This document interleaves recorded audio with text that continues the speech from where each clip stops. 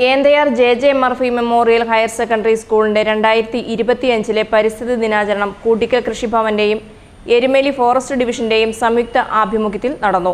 Nature ക്ലബിന്റെ ഉദ്ഘാടനം കൂട്ടിക്കൽ ഗ്രാമപഞ്ചായത്ത് പ്രസിഡന്റ് ബിജോയ് ജോസ് മുണ്ടുപാലം നിർവഹിച്ചു. കൃഷിഭവൻ തയ്യാറാക്കിയ അബിയു തൈകൾ വിതരണം ചെയ്യുകയും സ്കൂൾ ക്യാമ്പസിൽ വൃക്ഷത്തൈകൾ നടുകയും ചെയ്തു.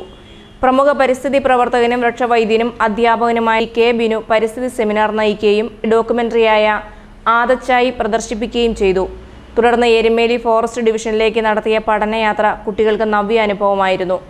വണ്ടൻപതാൽ സ്റ്റേഷന്റെ പരിധിയിൽ നടന്ന വിത്തൂട്ട് സീഡ് ബോൾ വനത്തിൽ നിക്ഷേപിക്കുന്ന ചടങ്ങ് കുട്ടികൾക്ക് അറിവും ആവേശവും പകർന്നു.